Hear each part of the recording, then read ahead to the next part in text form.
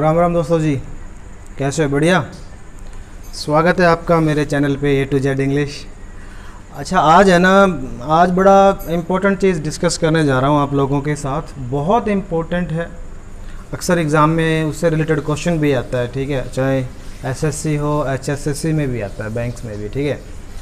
और समझने की चीज़ है यार, उसको समझ लेना। अक्सर बच्चों को ना रटा दिया जाता है। होता क्या है कि ये ऐसा बोला जाता है बच्चों को कि बेटा सेंस आ गया, सेंस के बाद जो क्लोज आएगा उसमें आपको, बच्चों को ऐसा बोल दिया जाता है, उसमें आपको इस्तेमाल करना है सिंपल पास्ट टेंस। अच्छा, सेंस से पहले जो क्लोज आएगा उसमें आपको इस्तेमाल करना है प्रेजेंट परफेक्ट टेंस। ऐसा बोला जाता है बच्चों को। भी सेंस आ गया, उसके बाद इधर सेंस के बाद जो आप क्लोज लिखोगे उसमें सिंपल पास्ट टेंस का इस्तेमाल करना है। सेंस से पहले जो क्लोज लिखोगे उसमें प्रेजेंट परफेक्ट टेंस का इस्तेमाल करना। होता भी ऐसे ही है, करते भी ऐसे ही हम लोग, ठीक है। लेकिन अपने को सीखना ये है कि हम करते क्यों, मतलब सेंस से पहले हम प्रेजेंट परफेक्ट टेंस का इस्तेमाल क्यों करते हैं और सेंस के बाद हम सिंपल पास्ट टेंस का ही इस्तेमाल क्यों करते हैं। ये चीज़ हमें सीखनी है, रटनी नहीं है, ठीक है। अच्छा, पहले मैं ये बता दूं कि जो मैं क्लोज बोल रहा हूँ ना, ये क्लोज भी सेंस के बाद वाला क्लोज, सेंस से पहले वाला क्लोज। क्लोज क्या होता है, क्लोज सीख लो क्या, बहुत आसान सी तरीके से समझा देता हूँ। जैसे मैंने कहा he does not like me, अगर मान लो ये मैंने सेंटेंस लिखा एक, ठीक है जी, इसके अंदर ही हो गया हमारा सब्जेक्ट, और उसके बाद सब्जेक्ट को छोड़ के जो बाकी जो पार्ट बच जाता है ना, इसको प्रेडिकेट बोलते हैं, ठीक है, प्रेडिकेट बोलते हैं इसको। सब्जेक्ट को छोड़ के बाकी जो इन्फॉर्मेशन हम सब्जेक्ट के बारे में लिखते हैं ना, इसको बोलते हैं प्रेडिकेट। तो सब्जेक्ट और प्रेडिकेट बराबर है एक क्लोज, ठीक है। सब्जेक्ट और उसका प्रेडिकेट जो है ना, ये एक क्लोज के बराबर होता है, यही है क्लोज, ठीक है जी। तो यहाँ पे जो हम क्लोज लिखते हैं ना, सब्जेक्ट और उसका प्रेडिकेट, उसमें हम सिंपल पास्ट टेंस का इस्तेमाल करते हैं। अच्छा, यहाँ पे जो हम क्लोज लिखते हैं सब्जेक्ट और उसका प्रेडिकेट, प्रेडिकेट में वर्ब का होना जरूरी है, बाकी चीज़ें हो ना हो, ठीक है। तो उसमें हम हैज़, हैव प्लस वर्ब की थर्ड फॉर्म का इस्तेमाल करते हैं, प्रेजेंट परफेक्ट टेंस का इस्तेमाल करते हैं। अब ऐसा करते क्यों है, हमें सीखना ही है कि भाई इधर हम प्रेजेंट परफेक्ट टेंस का इस्तेमाल क्यों करते हैं सेंस से पहले, और सेंस के बाद हम सिंपल पास्ट टेंस का इस्तेमाल क्यों करते हैं। सीखो जरा इस चीज़ को, बड़ी काम की चीज़ है। इस चीज़ को सीख लोगे तो कभी मार नहीं खाओगे। एक चीज़ याद रखना, जब भी मैं आज आपको ये चीज़ बता देना चाहता हूँ कि जब भी sense plus point of time examiner ने लिखा, sense plus point of time, sense के बाद पॉइंट ऑफ टाइम ही आता है, ठीक है ना। सेंस के बाद पॉइंट ऑफ टाइम ही आता है। तो ये जो एक्शन होता है ना, sense plus point of time से पहले जो हम क्लोज लिखते हैं, ठीक है, जब भी sense plus point of time आया और यहाँ पे कोई क्लोज आया, कोई भी क्लोज आया, उस पे ना दो बातें लागू हो जाती हैं, दो बातें लागू होती हैं। Sense plus point of time जब भी हम इस्तेमाल करते हैं ना, और यहाँ पे कोई क्लोज लिखते हैं, उसके बाद sense plus point of time लिखते हैं, उस पर दो बातें लागू हो जाती हैं कि ये जो sense plus point of time है ना, ये जो sense plus point of time है,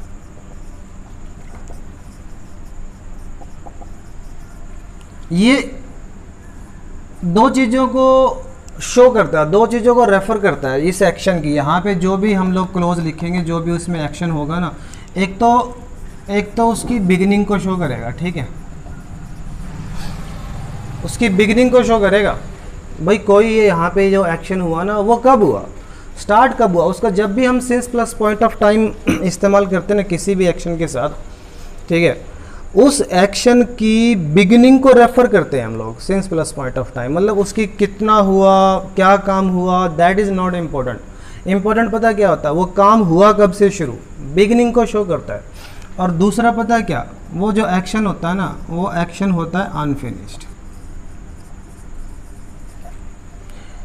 वो एक्शन अनफिनिश्ड होता है। Since plus point of time के साथ यहाँ पे हम जो क्लोज इस्तेमाल करेंगे, जो भी हम टेंस इस्तेमाल करते हैं ना, उस पर दो बातें लागू हो जाती हैं। एक तो ये since plus point of time उसकी बिगिनिंग को रेफर करता है, दूसरा वो जो एक्शन होता है ना वो अनफिनिश्ड होता है। कभी भी देख लेना since plus point of time से पहले कोई भी हम एक्शन लिखेंगे ना यहाँ पे वो अनफिनिश्ड होगा। और पिछले लेक्चर में मैंने आपको बताया था कि अगर कोई काम अनफिनिश्ड है ना since plus point of time के साथ तो उसके लिए हमें आपको कौन सा टेंस इस्तेमाल करना, प्रेजेंट परफेक्ट। ठीक है, आज का लेक्चर भी है ना present perfect versus simple past या #3 है ये। ठीक है, तो दो बातें जब लागू हो जाएंगी ना, एक तो जब भी since plus point of time लिखेंगे ना उसके बाद वो since plus point of time ना एक्शन की बिगिनिंग को रेफर करेगा और वो जो एक्शन होगा ना वो एक्शन अनफिनिश्ड होगा। एक एग्जांपल लेता हूँ फिर समझ में आएगा। जैसे ही मैंने कहा he has told 2 jokes since morning। ये मैंने एक सेंटेंस लिखा जी। अब देखो ये since plus point of time आया ना और यहाँ पे जो एक्शन हुआ है ना जोक सुनाने का, अब इस पे दो बात लागू हो जाएंगे। ठीक है, इस पे ये कि ये एक्शन सुनाने का काम कब से स्टार्ट हुआ, बिगिनिंग पॉइंट का ये काम शुरू कब हुआ जोक सुनाने का, सुबह से। ये रहा बिगिनिंग पॉइंट हमारा। ठीक है, since plus point of time हमेशा एक्शन की बिगिनिंग को रेफर करता है कि ये कितना हो गया, इसकी सुनाने की लेंथ कितनी होगी, कब से ये काम चल रहा है, ये चीज़ें रेफर नहीं होती हैं पॉइंट इसमें since plus point of time के साथ। ये कहता है कि बंदा ये जो बंदा है ना इसने जो जोक सुनाने का काम स्टार्ट करा है वो कब से करा है, सुबह से करा। ये रहा हमारा बिगिनिंग पॉइंट। ये काम है ना स्टार्टिंग कब से हुआ, सुबह से स्टार्ट हुआ वो। ठीक है, एक बात। और दूसरी बात, ये जो जोक सुनाने का काम है ना, ये जो एक्शन है ये एक्शन अनफिनिश्ड है। जब भी आप प्रेजेंट परफेक्ट टेंस लिख रहे हो since plus point of time के साथ या for plus period of time के साथ, कोई भी एक्शन अनफिनिश्ड होता है। दोनों बातें लागू होती हैं।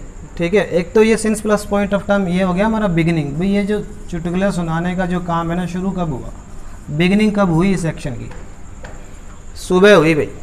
ठीक है, अच्छा ये एक्शन ख़त्म है कि नहीं है, ये एक्शन अनफिनिश्ड है। बेशक उसने 2 जोक सुना दिए लेकिन इसका मतलब पता है क्या, उसने जोक सुनाना छोड़ा नहीं है। थोड़ी देर में एक और सुना देगा तो 3 हो जाएंगे, उसके बाद एक और जोक सुना देगा तो फिर 4 हो जाएंगे। बेशक हमने रिजल्ट लिख दिया हो कि उसने 2 जोक सुना दिए लेकिन ये एक्शन अनफिनिश्ड है। जोक सुनाने का काम ख़त्म नहीं हुआ है। 2 जोक सुनाए उसने सुबह से, कोई बात नहीं, लेकिन ऐसा नहीं है कि उसने छोड़ दिया जोक सुनाना। प्रोग्रेस में है ये एक्शन, अभी भी एक्शन का बेशक रिजल्ट आ गया हो, ये बात मैं कहना चाह रहा हूँ। ठीक है, अगर ये अनफिनिश्ड एक्शन है ना तो फिर अनफिनिश्ड एक्शन के लिए मैंने पिछले लेक्चर में भी बताया था आपको प्रेजेंट परफेक्ट टेंस का ही इस्तेमाल करते हैं। ठीक है, ये वजह है कि हम लोग सेंस से पहले प्रेजेंट परफेक्ट टेंस का ही इस्तेमाल करते हैं, क्योंकि सेंस से पहले जब भी हम कोई भी एक्शन लिखते हैं ना वो एक्शन अनफिनिश्ड होता है। ठीक है, sense plus point of time सिर्फ उसकी बिगिनिंग को बताता है। ठीक है, और ये कहीं भी नहीं हमें पता चलता कि एक्शन ख़त्म हो गया। एक्शन हमेशा अनफिनिश्ड होगा और अनफिनिश्ड एक्शन के लिए ना हमेशा याद रखना प्रेजेंट परफेक्ट टेंस का ही आपको इस्तेमाल करना है। ठीक है, since plus point of time के साथ। इस कंटेक्स्ट में बता रहा हूँ, आप प्रेजेंट परफेक्ट कंटिन्यूस टेंस भी इस्तेमाल कर सकते हो, लेकिन मैं बता रहा हूँ कि जब सिंस आता है उसके बाद क्लोज में सिंपल पास्ट और उससे पहले प्रेजेंट परफेक्ट ही क्यों लिखते हैं, दोनों बातें तो होती तो सेम ही। ठीक है ना ये वजह है भाई, इसलिए हम करते हैं क्योंकि एक्शन अनफिनिश्ड होता है और अनफिनिश्ड एक्शन के लिए ना अपने को प्रेजेंट परफेक्ट टेंस का इस्तेमाल करना होता है, ये वजह है। Since plus point of time के साथ आप 2 ही एक्शन इस्तेमाल, 2 ही टेंसेस का इस्तेमाल कर सकते हो, या तो आप प्रेजेंट परफेक्ट का या फिर प्रेजेंट परफेक्ट कंटिन्यूस का। ठीक है, अगर बात प्रेजेंट की हो, अगर बात हो प्रेजेंट की, ठीक है, तो अपने पास फिर 2 ही ऑप्शन होते हैं, या तो प्रेजेंट परफेक्ट भरो या प्रेजेंट परफेक्ट कंटिन्यूस भरो। लेकिन चूँकि अपने पास हमें इस कंटेक्स्ट में मैं बता रहा हूँ तो भाई सेंस आया उससे पहले प्रेजेंट परफेक्ट और उसके बाद सिंपल पास्ट क्यों, ये कॉम्बिनेशन क्यों है कि इधर प्रेजेंट परफेक्ट ही क्यों भरा हमने, इसलिए भरा मैंने आपको बता दिया क्योंकि इससे पहले since plus point of time से पहले जो भी हम क्लोज लिखेंगे उसमें जो भी एक्शन होगा ना वो अनफिनिश्ड होता है। एक बात। अच्छा, अब फिर अब आ जाते हैं कि since plus point of time के बाद जो हम क्लोज लिखते हैं ना, जो हम क्लोज लिखते हैं उसमें हम सिंपल पास्ट टेंस का इस्तेमाल क्यों करते हैं, अब उस पर आ जाते हैं। सिंपल पास्ट टेंस के बारे में एक दो बातें मैं पहले आप लोगों को बता देना चाहता हूँ कि हम सिंपल पास्ट टेंस का इस्तेमाल कब कब करते हैं। ये तो मैंने 2-3 लेक्चर पहले ऑलरेडी दे दिए हैं आपको। देखो एक चीज़ याद रखना, ये मैं टाइमलाइन बता देता हूँ जी, ये हमारी टाइमलाइन है। अच्छा, यहाँ पे हम खड़े हैं, ये ए पॉइंट ले लिया, ये प्रेजेंट है हमारा, इससे आगे सारा फ्यूचर है, इससे आप पीछे सारा के सारा पास्ट है, ठीक है। जब हम प्रेजेंट में खड़े होके किसी ऐसे एक्शन की बात करते हैं, मान लो ये बी पॉइंट है, किसी ऐसे एक्शन की बात करते हैं जो पास्ट के किसी पॉइंट पे ख़त्म हो गया, ये प्रेजेंट का पॉइंट है, ये पास्ट का पॉइंट है, ठीक है। कोई भी टाइम ले लो प्रेजेंट का, कोई भी प्रेजेंट का टाइम ले लो, जैसे अभी मैंने लो ना, मेरी घड़ी में 8:30 हुए, ठीक है, ये मेरी घड़ी में टाइम है, ये पॉइंट है, पॉइंट ऑफ टाइम है, व्हेन का रिप्लाई है। कोई भी टाइम लो आप, व्हेन का रिप्लाई होता है, ठीक है ना। और जब भी हम प्रेजेंट में खड़े होके किसी ऐसे एक्शन की बात करते हैं जो पास्ट के पॉइंट पे ख़त्म हो गया, जो पास्ट के पॉइंट पे ख़त्म हो गया, याद रखना, ठीक है, उस एक्शन के लिए ना हम सिंपल पास्ट टेंस का इस्तेमाल करते हैं। भाई हम खड़े प्रेजेंट में हैं और बात कर रहे हैं किसी ऐसे एक्शन की जो किसी पास्ट के पॉइंट पे ख़त्म हो गया, ठीक है, तब हम सिंपल पास्ट टेंस का इस्तेमाल करते हैं। जैसे फॉर एग्ज़ाम्पल मान लो भाई मैंने कहा कि इंडिया आज़ाद हो गया, मैंने कहा इंडिया 1947 में आज़ाद हो गया, तो हम खड़े हैं अभी 2020 में और मैं कह रहा हूँ इंडिया आज़ाद हो गया 1947 में, तो प्रेजेंट में खड़े होके मैं कौन से टाइम की बात कर रहा हूँ, कौन से एक्शन की बात कर रहा हूँ, ऐसे एक्शन की बात कर रहा हूँ जो 1947 भी व्हेन का रिप्लाई पॉइंट ऑफ टाइम है, ऐसे एक्शन की बात कर रहा हूँ जो 1947 में हो गया, पास्ट के पॉइंट पे ख़त्म हो गया। याद रखना, एक चीज़ और बताता हूँ आपको कि जब भी कोई काम ख़त्म होता है ना, ख़त्म होता है, कोई भी काम ख़त्म होता पास्ट के पॉइंट पे है, ठीक है। जब भी कोई काम ख़त्म होगा ना, वो होगा पास्ट के पॉइंट पे। कोई भी देखो, खाना खा रहे हो आप, कभी भी आपने लास्ट बाइट खाई, वो उस कोई ना कोई तो टाइम होगा, ठीक है, कोई तो टाइम होगा। मान लो आपने 8 बजे लास्ट बाइट खाई है अपने भोजन की, तो ये 8 बजे भी जो होगा ना, ये पॉइंट ऑफ टाइम होगा। कोई भी घटना घटी, जब भी हुई, जब भी कोई काम ख़त्म हुआ, होता पास्ट के पॉइंट पे है। कोई भी टाइम लेना, कोई डेट लेना, कोई भी डे लेना, कोई भी टाइम लेना, होगा पॉइंट ही वो, ठीक है ना, हमेशा पॉइंट ऑफ टाइम होता है। तो आ जाते हैं इस पर। सिंपल पास्ट टेंस हम तब इस्तेमाल करते हैं जब प्रेजेंट में खड़े हैं और बात कर रहे होते हैं पास्ट की, ठीक है। तो अब इस बात को मुझे लिखना हो ना, तो ऐसे लिख देंगे, इंडिया गॉट फ्रीडम इन 1947। अब देखो मैंने कौन से टाइम की बात करी, 1947 पॉइंट ऑफ टाइम है, व्हेन का रिप्लाई है, ठीक है। मैं खड़ा कहाँ हूँ, 2020 में, 2020 में मैं से बात किसकी कर रहा हूँ, 1947 की। तो कुल मिला के जब भी हम प्रेजेंट से पास्ट में जाते हैं, प्रेजेंट में खड़े होके किसी ऐसे एक्शन की बात करते हैं जो पास्ट में ख़त्म हो गया, उसके लिए हम सिंपल पास्ट टेंस का इस्तेमाल करते हैं, ठीक है। उसके साथ हम वो टाइम भी देते हैं कि भाई ये रहा हमारा पॉइंट ऑफ टाइम, और इस पॉइंट पे ये जो इंडिया को फ्रीडम मिलने का काम है ना, ये हो गया था 1947 में, इंडिया को फ्रीडम मिली थी, तो कोई भी काम हो गया, होगा पॉइंट पे ही, 1947 में हुआ, ठीक है। तो अब खड़ा हूँ मैं 20 में, बात कर रहा हूँ मैं 1947 की। तो ये बात है, जब भी हम प्रेजेंट में खड़े होके किसी ऐसे एक्शन की बात करेंगे जो पास्ट के पॉइंट पे ख़त्म हो गया, उसके लिए हम सिंपल पास्ट टेंस का इस्तेमाल करते हैं, ठीक है जी। अब आ जाते हैं काम की बात पे, फिर हम इधर सिंपल पास्ट टेंस का इस्तेमाल क्यों करते हैं। देखो मैं एक पॉइंट ऑफ टाइम लिख रहा हूँ, मान लो मैंने कहा India has progressed a lot since 1947। अब देखो ये पॉइंट ऑफ टाइम आया, ठीक है, और मैंने यहाँ पे प्रेजेंट परफेक्ट टेंस का इस्तेमाल किया। क्यों किया, एक तो ये एक्शन फिनिश्ड नहीं है। जब भी हम पॉइंट ऑफ टाइम के साथ जब भी हम पॉइंट ऑफ टाइम के साथ यहाँ पे पॉइंट ऑफ टाइम से पहले कोई क्लोज लिखते हैं ना, जब भी हम प्रेजेंट परफेक्ट टेंस लिखेंगे, ठीक है, या प्रेजेंट परफेक्ट कंटिन्यूस टेंस लिखेंगे, तो उसमें दो बातें लागू हो जाती हैं, ठीक है। एक तो ये जो है ना, ये जो पॉइंट है ये एक्शन की बिगिनिंग को रेफर करता है कि इंडिया, देखो काम क्या हुआ, काम तो प्रोग्रेस करने का हुआ है, कब से स्टार्ट हुआ है, बिगिनिंग कब से स्टार्ट हुई है भाई, 1947 से स्टार्ट हुई है इंडिया की प्रोग्रेस। और दूसरा ये जो एक्शन होता है ना, ये जो एक्शन है ये होता है अनफिनिश्ड, ठीक है, अनफिनिश्ड होता है। कुल मिला के मैं ये कहना चाह रहा हूँ कि इंडिया ने बहुत प्रोग्रेस कर ली है, इंडिया ने प्रोग्रेस बहुत करी है, ए लॉट का मतलब बहुत ज़्यादा होता है, India has progressed a lot, बहुत प्रोग्रेस कर लिया। कब से स्टार्ट कर रही है, मतलब प्रोग्रेस करना स्टार्ट कब से हुआ, 1947 से, ये हमारा बिगिनिंग पॉइंट है, ठीक है। लेकिन इसका मतलब ये नहीं है कि इंडिया अब भी प्रोग्रेस नहीं कर रहा, एक्शन अनफिनिश्ड है, ये बहुत कर लिया लेकिन अब भी कर रहा है, दोनों ही बातें लागू हो जाती हैं, ठीक है। अब देखो हम है ना,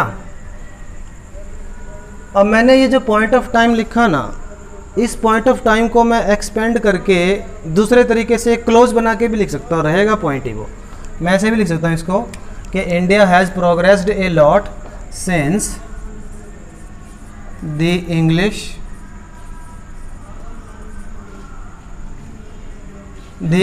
लेफ्ट इट, ये लो, since the English left it. अब देखो मैंने यहाँ पे ना अब क्या किया, मैंने एक क्लोज लिख दिया, since the English left it. बात एक ही है, मैं कह रहा हूँ कि इंडिया ने बहुत प्रोग्रेस करी है, कब से, 1947 से। इंडिया ने बहुत प्रोग्रेस करी है कब से, जब से अंग्रेजों ने इसको छोड़ दिया। बात तो एक ही है, अंग्रेजों ने छोड़ा कब। अब देखो अंग्रेजों ने छोड़ा कब, अंग्रेजों ने कब छोड़ा भारत को, छोड़ा तो 1947 में ही था, ठीक है।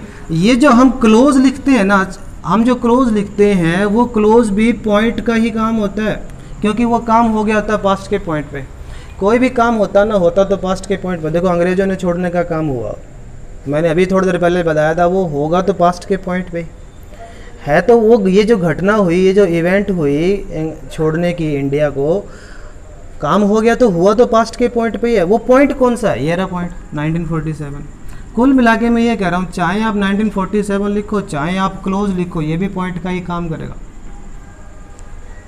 पॉइंट का ही काम करेगा, क्योंकि इस बात, इन दोनों बातों में कोई फ़र्क है, कोई फ़र्क नहीं, ठीक है ना, कोई फ़र्क नहीं है। मैं ये इस पॉइंट को, ये जो घटना है ना, ये पॉइंट को रेफ़र कर रही है। जब भी पास्ट का कोई एक्शन ख़त्म होता है ना, वो पॉइंट को रेफ़र करता है, याद रखना, ठीक है। यहाँ पे कौन सा टेंस इस्तेमाल किया मैंने, simple past tense. Simple past tense हम उस काम के लिए इस्तेमाल करते हैं जो ख़त्म हो गया पास्ट के पॉइंट पे, वो पॉइंट को ही रेफ़र करता है हमेशा, सिंपल पास्ट टेंस, ठीक है। और ये जो पॉइंट है ना, इस पॉइंट पे जो काम ख़त्म हो गया ना पास्ट, ये पॉइंट कौन सा होता है, ये पास्ट का पॉइंट है, ठीक है।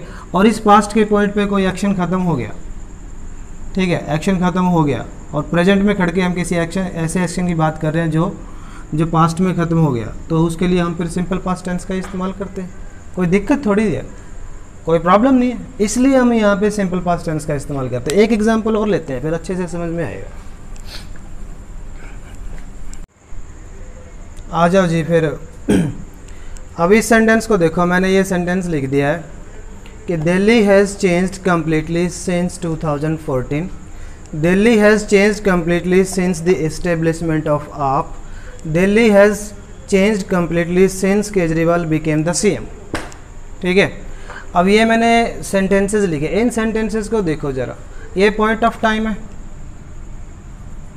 बिगिनिंग को रेफर कर रहा है भाई। जो काम एक्शन क्यों है भाई, जो दिल्ली है ना कम्प्लीटली चेंज हो गया, ये एक्शन हुआ है, चेंज हो गई है कम्प्लीटली।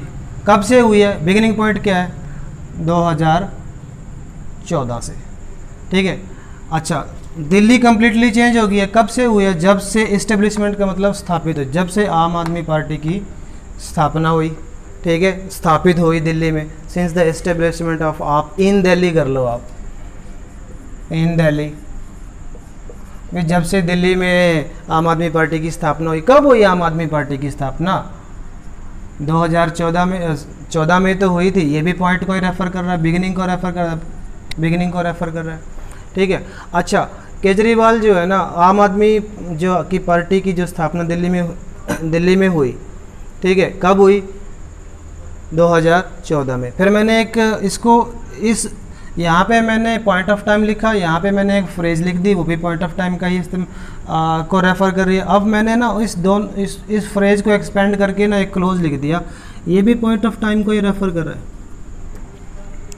क्लोज लिख दिया मैंने कहा कि जब से केजरीवाल दिल्ली का सीएम बना तब से क्या हो गया, इंडिया की जो है ना कम्प्लीटली चेंज हो गया, सॉरी ये दिल्ली जो है ना कम्प्लीटली चेंज हो गई, ठीक है। ये तीनों बातें सेम है, तीनों बातें सेम है। आप पॉइंट ऑफ टाइम भी लिख सकते हैं, उसकी जगह आप जो है ना वो कोई फ्रेज भी लिख सकते हो और उसकी जगह आप क्लोज भी लिख सकते हो, काम वही होएगा, बिगिनिंग को ही रेफ़र करेगा। ये जो एक्शन हुआ है ना चेंज होने का, इसकी बिगिनिंग को रेफ़र करेगा, ठीक है। और ये जो पॉइंट है ना, ये जो पॉइंट है, ये पॉइंट है पास्ट का, और इस पास्ट पे अगर कोई काम हुआ है ना, पास्ट के पॉइंट पे काम हुआ, उसको हमें सिंपल पास्ट टेंस में ही लिखते हैं। ये मैंने बात आपको क्लियर कर दी है। ये वजह है कि हम लोग जब भी सिंस के बाद कोई क्लोज लिखते हैं तो उसमें सिंपल पास्ट टेंस का इस्तेमाल करते हैं। देखो मैंने यहाँ पे सिंपल पास्ट टेंस का ही इस्तेमाल किया है, ठीक है। तो यार ये तो थी चीज़ समझने की, ठीक है। अच्छा, ऐसा भी नहीं है कि हमेशा सिंस के बाद सिंपल पास्ट टेंस का ही इस्तेमाल होता है, मैं प्रेजेंट परफेक्ट का भी कर सकता हूँ। अच्छा, सिंस से पहले मैं प्रेजेंट कंटिन्यूस टेंस का इस्तेमाल भी कर सकता हूँ। वो कुछ सिचुएशन एडवांस्ड स्ट्रक्चर्स हैं, कभी मुझे ज़रूरत महसूस हुई तो आप लोगों के साथ डिस्कस कर लूँगा, ठीक है। तो अभी इतना ही, इसी बात को समझो, एग्ज़ाम में यही आता है, इसी तरीके से आपको करना होता है। वो आता नहीं है, लेकिन ऐसा नहीं है कि भाई आप सेंस आ गया तो आप उसके बाद आपको सिंपल पास्ट टेंस ही इस्तेमाल करना और उससे पहले प्रेजेंट परफेक्ट ही इस्तेमाल करना है। एग्ज़ाम में आ जाए तो यही करना है, लेकिन ऐसा नहीं है कि हमेशा यही होता है। उसके अलावा कुछ प्रेजेंट परफेक्ट दोनों तरफ भी आ सकता है, ठीक है। वो कभी मुझे ज़रूरत महसूस हुई तो मैं आपके साथ वो चीज़ डिस्कस कर लूँगा, ठीक है। अभी के लिए बहुत बहुत धन्यवाद, ये चीज़ मुझे सिखानी थी आप लोगों को। और सीखो यार, चैनल को सब्सक्राइब ज़रूर करो, है, लाइक करो, शेयर करो, सीखो, है। सारी इंग्लिश आ जाएगी इसी चैनल पे, इसी पे डाल देंगे सारी। Thank you very much.